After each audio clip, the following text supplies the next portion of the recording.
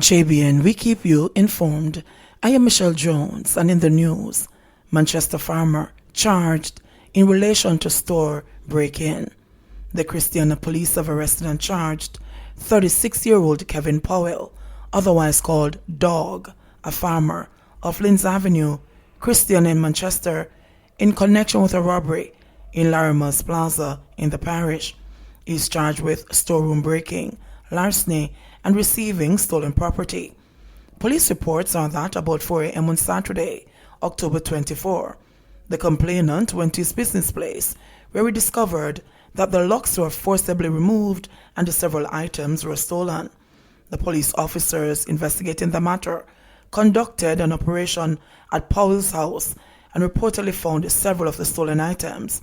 The accused was taken into custody and subsequently charged. He will appear before the Manchester Parish Court on Friday, November 13. St. Thomas teens facing gun charges. 2 teenagers have been charged with gun crimes by the St. Thomas police. 19-year-old Remish Spence, otherwise called Noxage, and a 17-year-old boy, both from 11 miles, Bullbane, St. Thomas, have been charged with shooting with intent, wounding with intent, and illegal possession of firearm and ammunition. The charges stem from an incident in their community on Wednesday, September 9. Reports from the Morant Bay police are that about 10:18 p.m., both teens allegedly opened gunfire at the complainant while he sat in a friend's yard. It is also alleged that the pair fired several shots at the complainant's home, injuring a woman who was inside. She was assisted to the hospital where she was admitted for treatment. On Saturday, October 31, both teens were arrested during a police operation in the community. They were subsequently charged after they were pointed out in an identification parade. Their court dates are to be determined. Family living on the edge. A family in the Jackshill-Gordontown Main Road region of the rain-ravaged St. Andrew East Road constituency hurriedly evacuated their home following a massive landslide on Sunday that threatened their abode and their livelihoods. Clifton White said on Sunday night the family's worst fears were realized when a wall collapsed onto their home, even as his daughter, Tishana White, 6-month-old grandson, and the baby mother, Julia Thompson, moved to safer ground. White was a lone figure, waiting out storm rains with a tenuous grasp on hope. Word that a flash flood warning continues is a grim reminder that he could be in store for more rain pain. White still doesn't know exactly why he's hanging around. It's sad still, but me can't fly up in a God face, he said. White's family crisis is one of the many frightening scenes unfolding along the Gordontown Main Road, which was hit by a series of landslides on Saturday and Sunday, blocked vehicular movement and threatened life and limb. Boulders, trees, and the soil were clawed from the hillsides onto the Gordontown Main Road as rains pounded sections of Jamaica. The outer bands of Tropical Storm Eta dumping rain bombs at will. I have been up here for about 42 years now, and it's the first this landslide. We never had this situation before, White said of the lands surrounding his home on Sunday afternoon. Watching the slippages coming closer and closer to her house, Tishana said the family had nowhere to go and was playing wait and see, even while terrified. Little did she know that she would have been forced to flee her home before nightfall. I have a baby boy, and we don't have anywhere to go right now, so we have to be watching. So if anything, we have to run out and go catch with a family member, she said.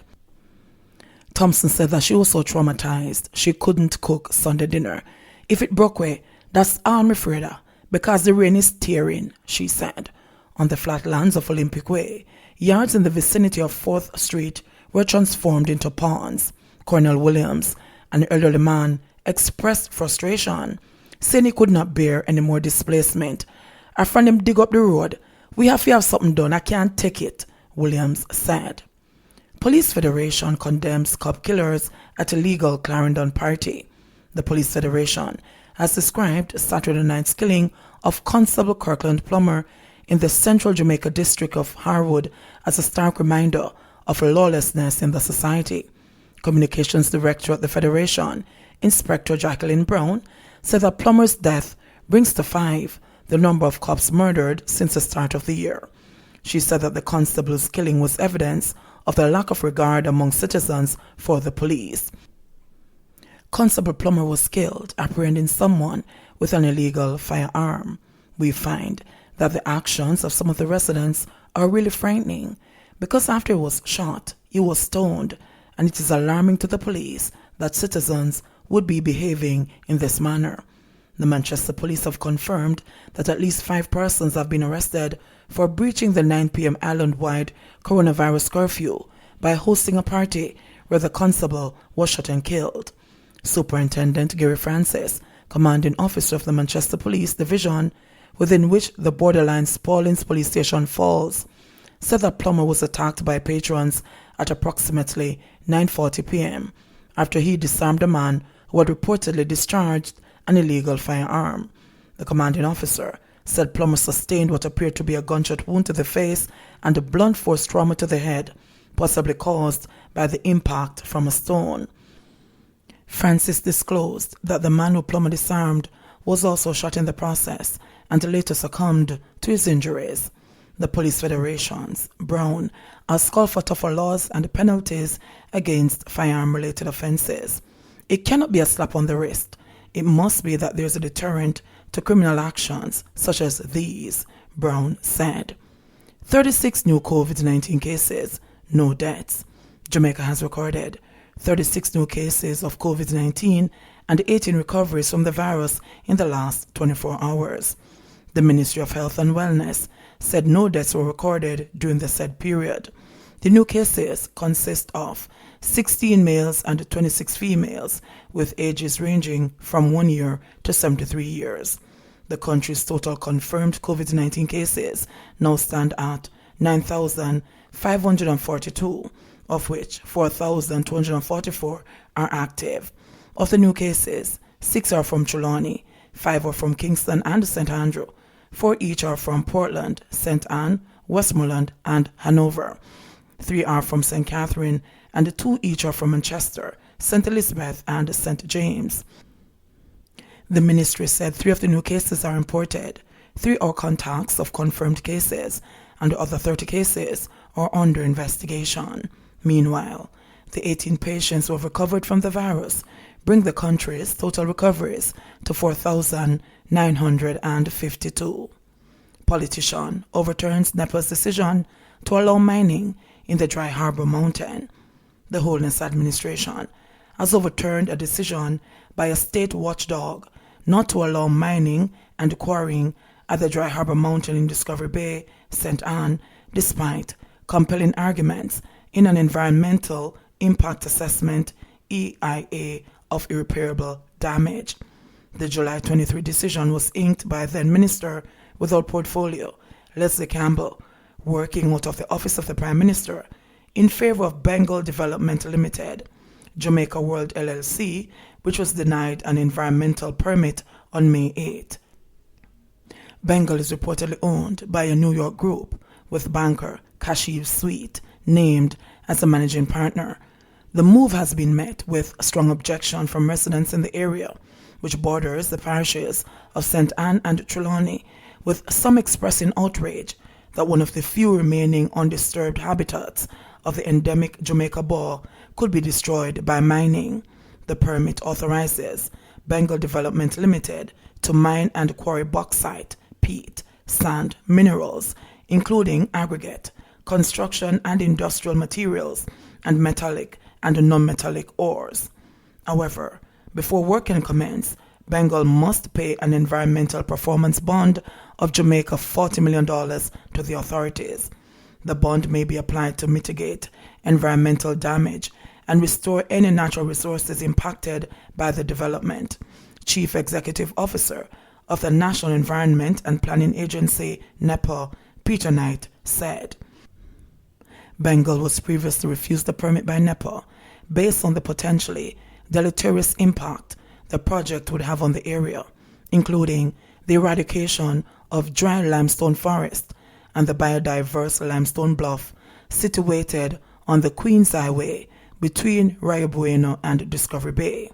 The residents argue that the area should be designated a private forest reserve under the Forest Act of 1996. They also hold landscape damage, traffic noise, dust, cave deterioration, and loss of land to be major unmitigated consequences of the establishment of the quarry. The volume of carbon dioxide emitted by the trucks carrying the stone is almost incalculable. Scientists have already pinpointed the city of Kingston, Jamaica, as one of the first cities to reach the climatological tipping point in 2023, only 4 years from now, the stakeholders stated. The project falls within an area classified as undeveloped coast under the St. Anne Parish Development Control Order designation prohibiting development that results in significant alteration to topography or vegetation. That was one of several factors cited in an EAI, but could be ignored with this latest development. The proposed quarry clearly would significantly alter topography through blasting and open pit mining. Hence, NEPA should deny requests based on this inconsistency.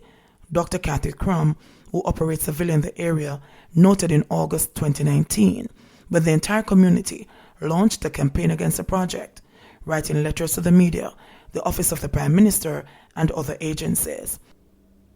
Their advocacy was rewarded with the refusal by NEPA to grant a permit. However, Bengal Development Limited appealed the decision on May 21, 2 weeks after the refusal, and has been successful. And a person who is aggrieved with the decision of the authority can appeal to the minister. Bengal, within 2 weeks, appealed the decision of the authority and presented documents as to why the application should have been favorably considered, said Knight. Bengal was represented by attorney at law Abraham Dabdoob, who had technical support in the subject area. NEPA also presented its argument at the appeal, stated Knight, but explained that the law allows the minister to make several decisions, including upholding the appeal. Knight said he's confident that a monitoring mechanism will ensure compliance. But Wendy and Lee, former executive director of the Northern Jamaica Conservation Association and a resident, tagged the minister's decision a miscarriage of justice. I cannot understand any rationale for overturning the original decision. We were never notified of the appeal. The stakeholders have a right to be notified, she stated, adding that the area was not a quarry zone. Lee's questioning the extenuating circumstances that caused the decision to be overturned. It sends a wrong message to the people. What is it about that application that allows the minister himself to make a decision contrary to the mining laws? What could have possibly caused the contravention of the Mines and Quarries Act, in contravention of the St. Anne Development Order of 2000? JBN, we keep you informed. Please remember to subscribe, like, share, leave us a comment, and click the notification bell to receive our daily news items.